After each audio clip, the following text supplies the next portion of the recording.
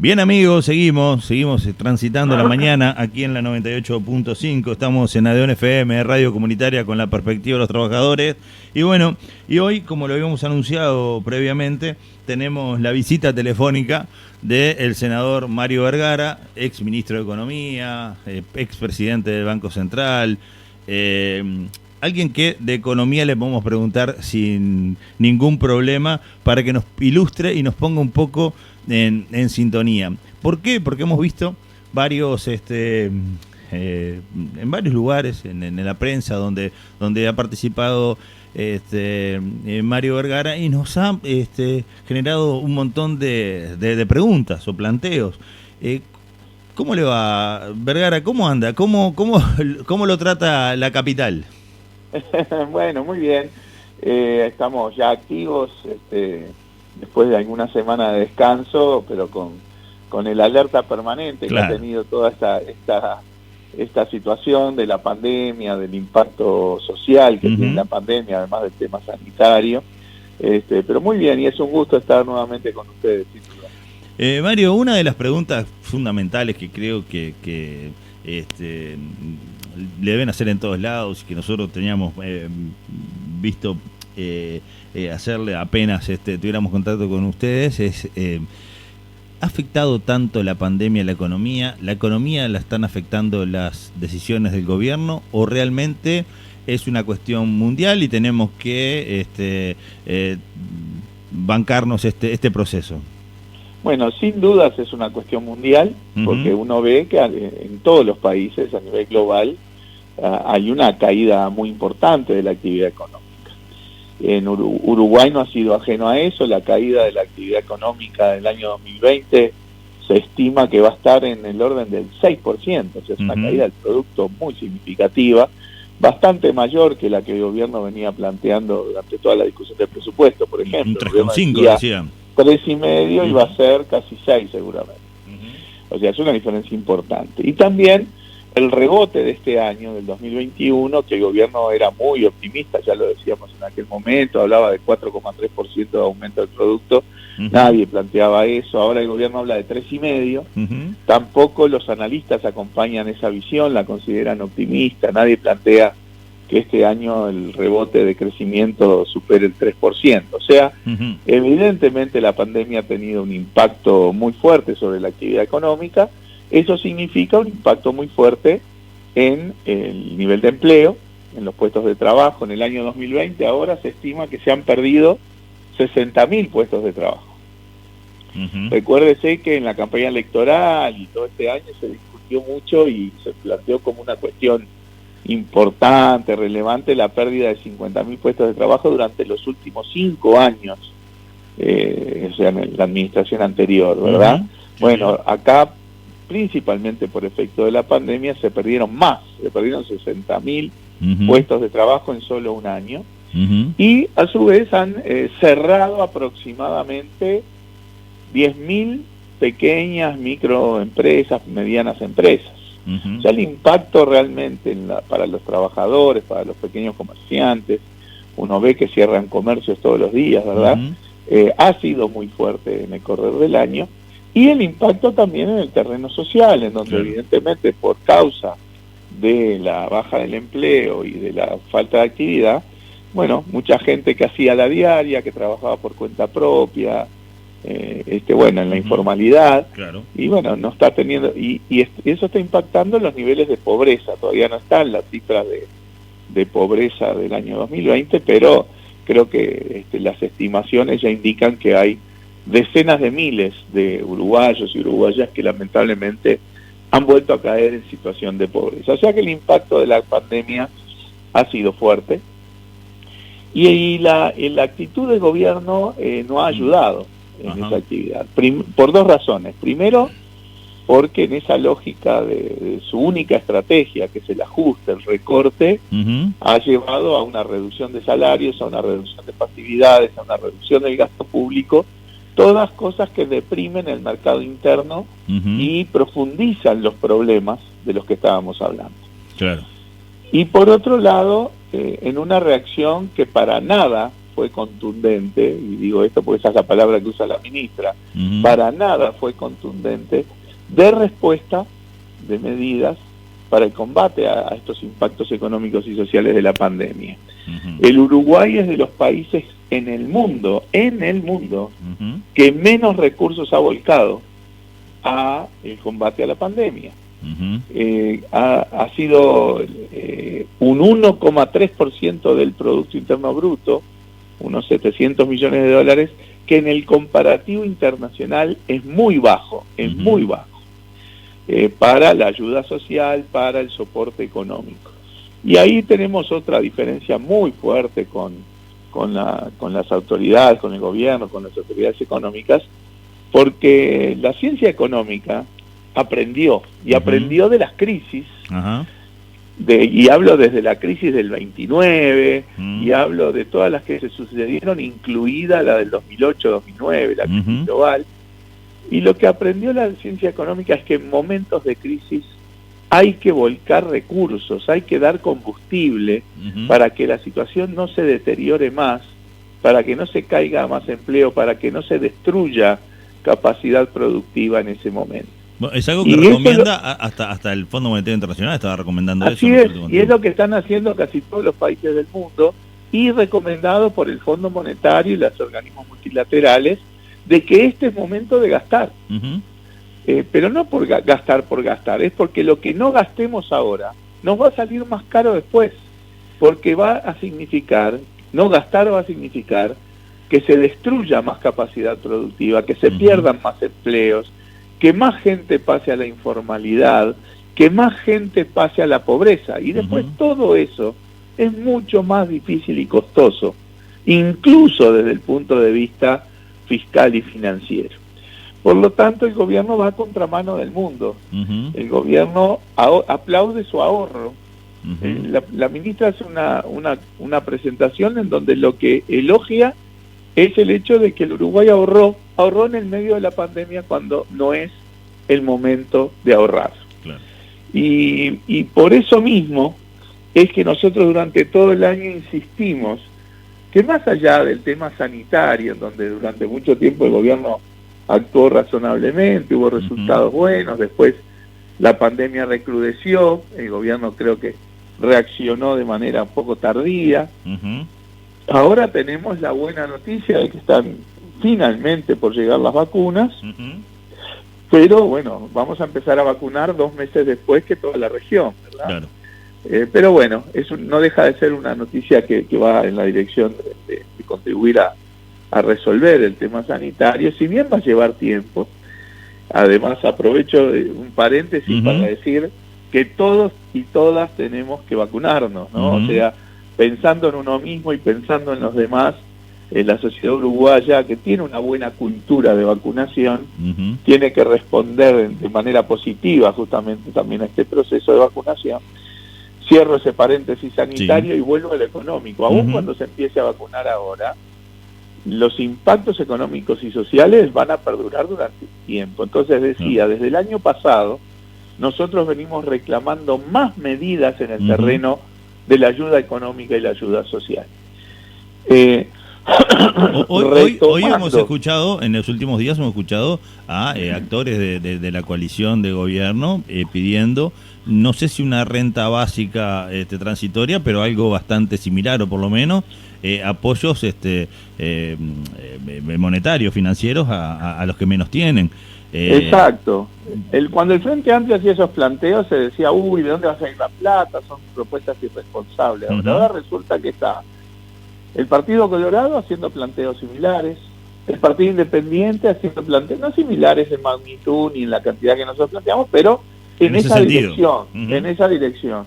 Cabildo Abierto haciendo ahí sí un planteo de irresponsabilidad, porque Cabildo dice, bueno, acá hay que gastar igual 4 puntos del producto y si perdemos el grado de inversión no importa. Bueno, ese es un planteo irresponsable. Pero todo lo que plantea el Frente es de mucha menor magnitud que esa y de responsabilidad ante la situación. Déjenme decir 2 cosas. Primero, ¿qué está pasando en el mundo? El mundo está gastando mucho más que Uruguay.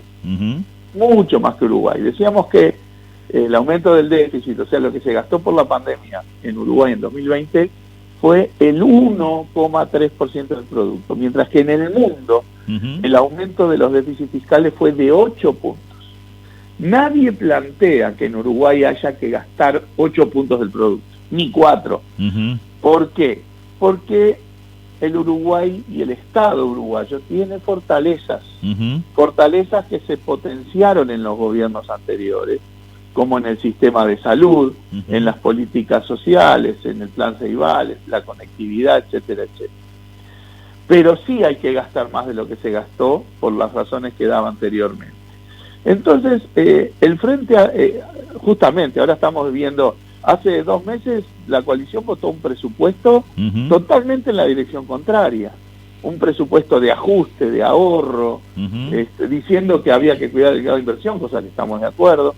Y ahora tenés algunos sectores de la coalición diciendo, no, ahora hay que gastar más, pero como hace un mes y medio antes habían votado un presupuesto en la dirección totalmente contraria. Por eso es que yo me permito especular que esas son declaraciones más para la tribuna que en la sustancia. Pero bueno, ahora son muchas de esas medidas que el Frente viene planteando desde el mes de marzo del año pasado, cuando nos reunimos con el presidente de la República y le llevamos un documento.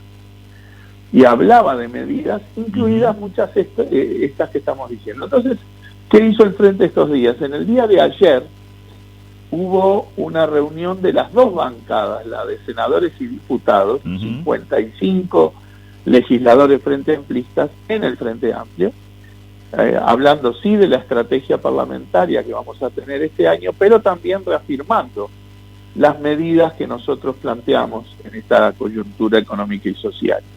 Y tienen que ver con 5 ejes, en donde prácticamente no hay nada nuevo, porque son las cosas que venimos planteando durante todo el año pasado. Y esos 5 ejes son, en primer lugar, lo que tú mencionabas, asegurar un ingreso mínimo a las familias más vulnerables, una renta de emergencia básica que permita que esas familias tengan al menos un ingreso de un salario mínimo nacional. Un salario mínimo nacional, nadie podrá decir que es tirar manteca al techo, ¿verdad? Que lo más probable se vaya para UTE-OCE y el bolichero de la esquina, y el 15 vemos qué hacemos, o el 10 ya vemos qué hacemos. Y derrame un poco a nivel de los comercios de la zona, del barrio. O sea, tiene ese impacto, no solamente en un poquito de asegurar un bienestar mínimo a estas familias que la están pasando realmente mal, evitamos que caigan en situación de pobreza y además se moviliza un poco la actividad comercial. Esa es una medida, pero mínima, paliativa, mínima, que nosotros planteamos que por unos meses se garantice ese ingreso mínimo de emergencia a las familias más necesitadas. Una segunda línea de trabajo tiene que ver también con esto, que es la permanencia en la vivienda, en el hogar, o sea, que se eviten lanzamientos, desalojos, lanzamientos. En el medio de la pandemia no podríamos admitir que haya gente que quede en la calle con sus niños, sus niñas, y que no haya cortes, ¿verdad? De servicios básicos, de servicios básicos, luz, de agua, de electricidad, de agua. Y que haya algún tipo de subsidio, por ejemplo, en esas circunstancias para el alquiler de la gente para que no quede en la calle. O sea, también reforzar esa cuestión social. Una tercera línea de trabajo tiene que ver con una mayor flexibilización y extensión de los seguros de desempleo. Recuérdese que, el seguro de desempleo le llegan a a los trabajadores formales, ¿verdad? Las medidas anteriores, nosotros tenemos sobre todo el foco en aquellas familias que no tienen acceso a estos beneficios de la seguridad social como el seguro de desempleo. Por eso es que hablamos de esta renta básica. Y una cuarta línea de acción tiene que ver con más apoyo a las micro, pequeñas, medianas empresas, ¿verdad? Que estamos viendo que todos los días se están cerrando comercios. Hoy decíamos que en el año 2020 se habían caído el empleo en 60.000 puestos de trabajo. Bueno, también han cerrado aproximadamente unas 10.000 micro, pequeñas y medianas empresas. O sea, ha habido un impacto en ese terreno, se puede ayudar más en ese sentido. Estas 4 líneas de acción, porque después siempre el tema es ¿De dónde sale la plata? ¿Cómo Claro. se financia? Esa es la pregunta que venía de cajón. Esas 4 líneas de acción que nosotros hablamos, después voy a hablar de una quinta, Ujú. nosotros estimamos que tendría un costo aproximado de 1 punto del producto. 1 punto del producto. Ni 8 ¿Verdad? como se ha usado en el mundo, ni 4 como lo proponía Cabildo Abierto. Exacto. Eso sería 1 punto del producto, son casi 600 millones de dólares, 550 millones de dólares, que ayudarían enormemente y que no, el Uruguay tiene perfectas condiciones para financiar ese orden de magnitud. El Uruguay Ujú. hoy tiene muy buena reputación en los mercados internacionales, puede colocar sus títulos a muy bajo costo, con muy bajo interés, Ujú. y eso sigue siendo poco en la relación internacional, como bien tú decías, Ujú. y es perfectamente financiable y no descontrola ningún déficit fiscal ni nada por el estilo, Claro. porque además es de carácter transitorio. Ni se pone en ¿Verdad? riesgo, De carácter- ni se pone en riesgo la calificación de Ni Uruguay. de cerca, Claro, ni ¿no? de cerca. Porque ni yo de cerca. recuerdo a la ministra decir que habían hablado con las calificadoras para que no le bajaran el grado inversor hasta que pasaran las elecciones para poder hacerse Sí, no, cargo, ¿no? Pero O sea, Uruguay como tiene que, un grado de inversión muy consolidado. que estaría bueno que estaría bueno que nos expliques un poco, porque por ahí el vecino común que está todo el Sí. día peleando por llegar al 30 con un poco de salario, Claro. el grado de inversor le importa poco, pero sí Si mostrar le lo afecta, importante le que afecta es. o no le afecta, Claro, claro que le exactamente. afecta, claro, de repente no tiene por qué conocer el mecanismo, pero a ver, el grado de inversión, hay agencias a nivel internacional, agencias calificadoras de riesgo justamente, Ujú. que evalúan los riesgos financieros de los países. Ahí está. Es como cuando uno va al banco y el banco tiene que evaluar el riesgo de prestarte, Claro. ¿verdad? Sí, sí. Y si vos sos más riesgoso, evidentemente si el banco puede no prestarte, Ujú. o si te presta más caro, Claro. te cobra una tasa de interés mayor. Ujú. Bueno, esto es lo mismo, cuando uno sale a colocar deuda en los mercados internacionales, cuando coloca bonos, títulos, Ujú.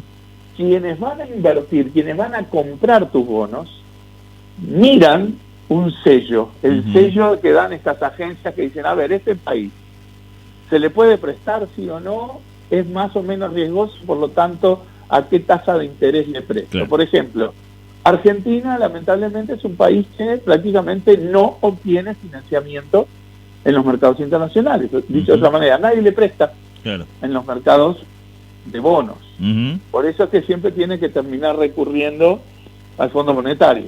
Ujú. Porque nadie le presta. ¿Por Claro. qué no le presta? Porque ha generado una reputación de país riesgoso, que Ujú. no cumple sus obligaciones, ¿verdad?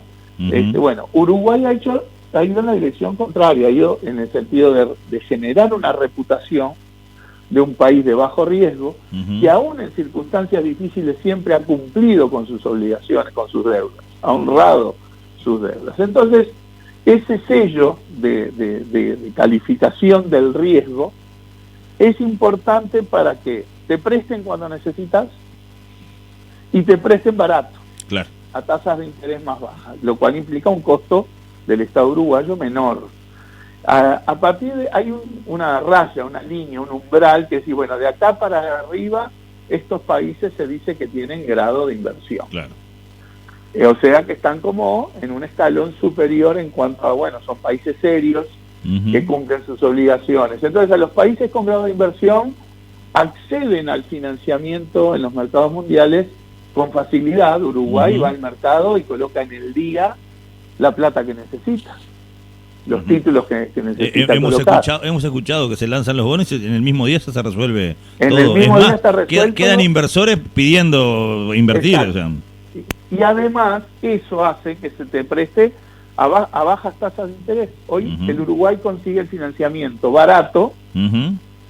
porque tiene grado de inversión. Y eso pega en la gente. Claro. Porque si los intereses fueran mucho más caros, Ujú. y bueno, eso lo termina pagando la el carga Estado impositiva uruguayo. sería mayor, claro. Exactamente, exactamente. Y todos sabemos que como funcionan las cosas, bueno, quienes más sufren eso serían las familias más complicadas, más vulnerables, las micro y pequeñas empresas. O sea, si bien la lógica de grado de inversión puede sonarle lejana a la gente, Ujú. en el fondo le afecta la vida. Sí, directo, porque, directo. perder el grado de inversión, como dice irresponsablemente, por ejemplo, la gente de Cabildo Abierto, como que no importara, como si fuera una cosa ya en las nubes. Claro. No, perder el grado de inversión implicaría más costos y más dificultades a las familias más vulnerables, a las micro y pequeñas empresas, que son justamente los sectores que más tenemos que apoyar. Claro, mismo veíamos, Mario, para también hacer un comparativo importante, vimos que el nuevo gobierno de Bolivia devolvió 300 y pico de miles de millones de dólares que habían pedido el gobierno transitorio de facto al Fondo Monetario Internacional, porque decían que no solamente era muy caro, que a su vez se metía con la soberanía del país, porque le exigía impuestos nuevos o cambios en la política tributaria. Sí. Bueno, ese es el problema de no tener alternativas de financiamiento y terminar yendo al que te presta en última instancia, que ese es el rol del Fondo Monetario. Cuando nadie te presta, claro, el último que te puede prestar es el Fondo Monetario. Pero eso quiere decir que estás en una situación tan complicada que el fondo normalmente te presta, pero además te condiciona. Es decir, te dice, bueno, está bien, nadie te presta porque estás en muy malas circunstancias o tenés muy mala reputación. Yo te presto, pero está la plata de todo el resto del mundo. Yo ¿no? recuerdo Entonces, la famosa carta de intención. Que exacto. Entonces, en esas cartas de intención lo que se fijan son ciertas condiciones que el fondo te impone, entre otras cosas, para poder recobrar su propio préstamo. Entonces, uno trata de evitar tener que ir al Fondo Monetario, porque esa es una señal de que ya más nadie te presta. Claro. Y eso se hace teniendo una conducta de honrar tus deudas, de generar buena reputación, de tener el grado de inversión. Los países con grado de inversión no van al Fondo Monetario, van a los mercados internacionales, en donde ahí colocan su deuda barata, inmediatamente y sin condicionamientos. Claro. Esa es la situación de Uruguay. Entonces, decíamos que las 4 medidas, las 4 líneas de acción que yo te mencionaba, la renta básica, el mantener en la vivienda, el apoyo a las pymes, la extensión del seguro de paro, tendrían un costo aproximado, en nuestra perspectiva, de 1 punto del producto. Y además, ¿por qué hay que hacer todo esto? Para que la situación no se caiga más, ¿no? Y también hay que buscar medidas que ayuden a reactivar la economía lo antes posible, que regeneren empleo, que tengan un efecto de derrame sobre el mercado interno, los comercios. Y por eso la propuesta que nosotros venimos haciendo desde marzo del año pasado, que ahora lo ha tomado, por ejemplo, el Partido Colorado, es adelantar inversiones en infraestructura, en vivienda. O sea, no es inventar cosas, son los mismos planes que el Ministerio de Transporte y Obras Públicas o el Ministerio de Vivienda tiene para los próximos años. Bueno, hacerlo antes, es decir, anticiparlo para el año 2021 para sostener y generar rápidamente niveles de empleo, que además puede diseminarse en todo el país, porque las obras de infraestructura y de vivienda se dan en todo el país, generarían empleo en todo el país y derramarían en el comercio local en todo el país. Entonces nosotros lo que planteamos es anticipar 1 punto del producto, unos 550 millones de dólares, 1 punto del producto para 2021. Según la previsión presupuestal entre infraestructura y vivienda, habría una inversión en 2021 de 450 millones.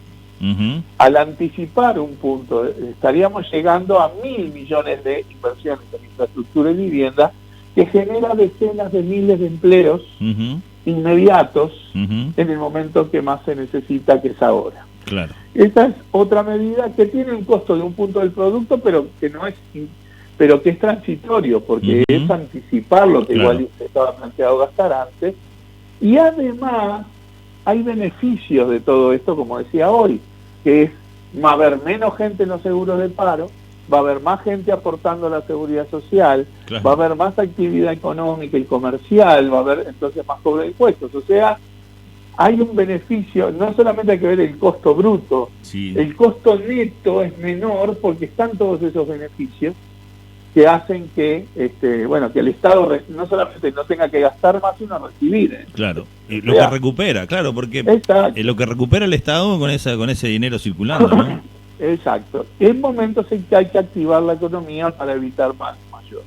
Entonces, la reunión que hubo ayer de las dos bancadas del Frente Amplio culminó con un planteamiento hecho por el presidente del Frente Amplio, Javier Miranda, respaldado obviamente por las dos bancadas, en donde ponía el foco en la necesidad de avanzar en medidas en estos 5 ejes inmediatos para mejor tratar, mejor lidiar con los impactos económicos y sociales de la pandemia a lo largo del año 2022.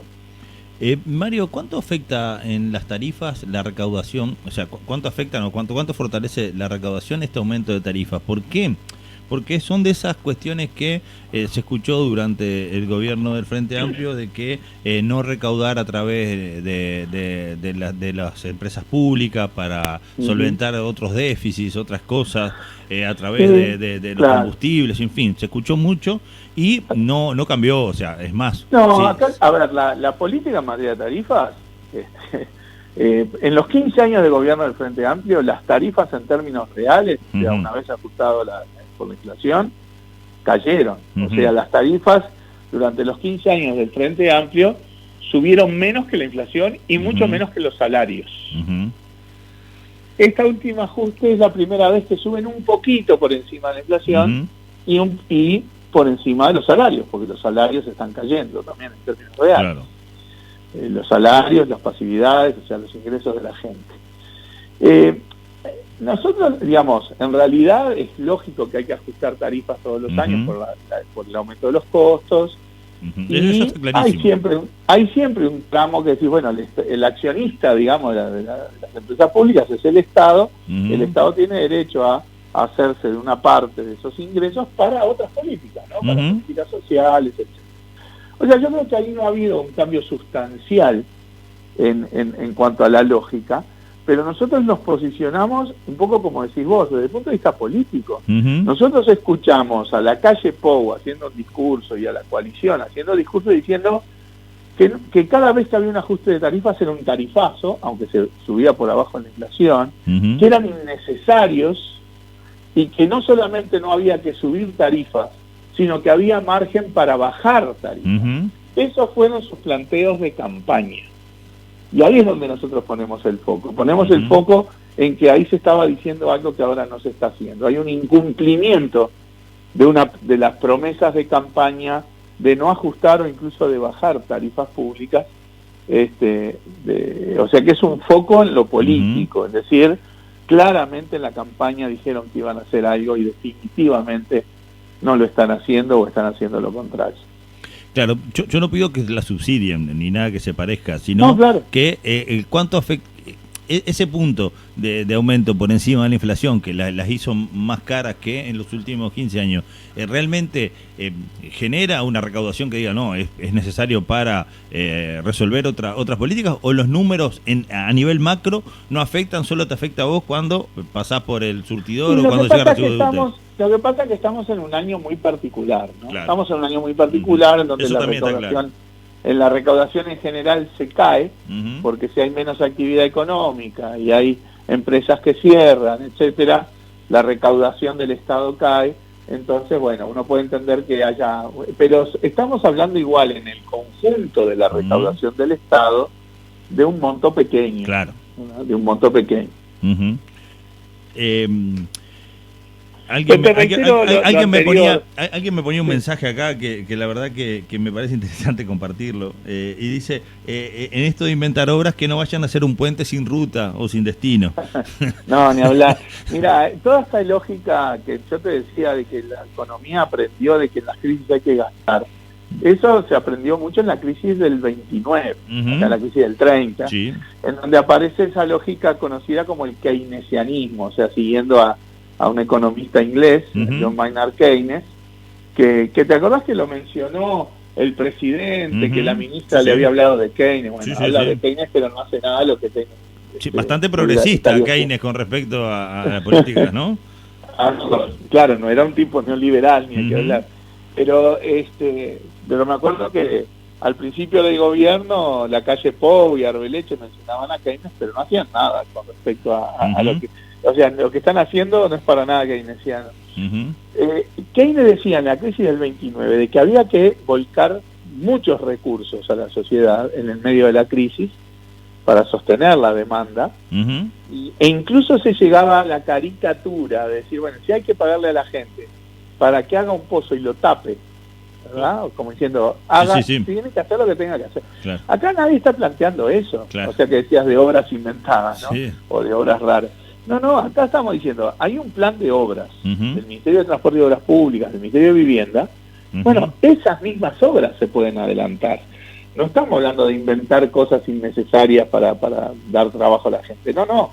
Estamos hablando de algo que decimos que es necesario en rutas, en puentes, en vivienda, en infraestructura de ferroviaria o portuaria, que está planteado como una necesidad, que está en los planes de los próximos años, que deban anticiparse, adelantarse por la situación de la economía. No sé si tenemos experiencia de adelantar obras, pero sí fue una fortaleza del segundo gobierno de Tabaré Vázquez, ¿no? Plantear una inversión enorme en obras que generó movimiento y esa, la construcción evidentemente, y las infraestructuras y las viviendas evidentemente tiene un impacto sobre el empleo importante, empleo directo, de distintos niveles de calificación. Por lo tanto, esa siempre se apela a esta lógica de obra pública, de infraestructura, de vivienda, en momentos en que es necesaria la reactivación del empleo y la reactivación económica. Y es lo que hacen en general en otros países del mundo. O sea, acá nadie está inventando o reinventando la rueda, ¿verdad? Sí. Estamos aprendiendo y viendo de la experiencia, de la historia en las crisis y de lo que hace el resto del mundo también. Entonces no hay ningún planteo descabellado ni nada por el estilo, y creemos que haría mucho bien definir un aumento significativo, no 3 pesos, porque si no tiene impacto. Pero esto que estamos diciendo, de llegar a $1.000 millones de dólares de obras en el año 2021, anticipando un punto del producto de los años siguientes, en inversiones, tendría un impacto sobre el empleo. Y además tiene esa otra ventaja que decía hace un rato. Las obras de infraestructura y de vivienda se tienen que dar en todo el territorio del país. Claro. Por lo tanto, este impacto de empleo y de derrame en los comercios locales, bastante más democrático, va a estar descentralizado en todo el país, claro, que es muy importante. Ni hablar. Mario, yo me quedaría hablando hasta las 5 de la tarde, aunque el programa termine a las 12, porque me parece que es muy importante tener información de primera mano, directamente desde el Senado, sin duda, y desde la experiencia. Es importante hablar con un ministro de Economía y con un presidente del Banco Central de vez en cuando, para entender a veces cosas que uno las ve a través de las noticias y las interpreta como puede, con las herramientas que tiene. Por eso yo te invito a volver a charlar en los próximos días, o periódicamente, cada tanto tiempo, según tu agenda, que bastante compleja debe ser también, porque es importante ilustrar de primera mano. Después, bueno, cada uno sacará su conclusión, cada uno le pondrá su perfil político, cada uno dirá lo que quiera, porque es así, pero sí es importante poner los temas arriba de la mesa para que la ciudadanía pueda tener más elementos. Esto de construir ciudadanía, que decimos siempre en nuestro programa, que me parece importante. Y bueno, y cuando andes por Mina, te esperamos acá en el estudio. Ni que hablar, con muchísimo gusto, yo estoy a las órdenes. Ahora ya en el mes de marzo parte de nuestra actividad va a ser también la de recorrer todo el territorio del país, así que seguramente vamos a andar por Mina. Pero además de eso, con gusto a las órdenes, periódicamente podemos sin duda conversar para entender juntos, ¿no? Las cosas que están pasando, porque en el fondo nos afectan la vida cotidiana a todos. Ni hablar. A través de nuestra página de Facebook del programa La Mañana vamos a subir esta entrevista y vamos a usar una foto que estabas con el amigo de Clavijo, que con la última vez que estuviste por acá. Gran valor. Así que, claro, vamos a poner a Ever de regalo, de chapa ponemos a Ever en la foto para que la gente, claro, pueda acceder, porque ¿qué pasa? El tema de los audios a veces se nos complica cuando no tenemos las herramientas suficientes y hacemos un videíto con una una imagen fija para que la gente pueda escucharla y, Claro, y verla a claro. través de y bueno, vas a estar con el amigo Ever, a quien también apreciamos mucho. Un abrazo Sin grande, duda, Mario. sin duda. Fuerte abrazo a todos los minuanos y minuanas, y bueno, ni que hablar al compañero Ever, que es un gran valor. Fuerte abrazo y a las órdenes hasta cualquier momento. Que pases muy bien. Chau, chau. Gracias. Amigo, pasó por aquí por la mañana de la 98.5 el senador Mario Vergara.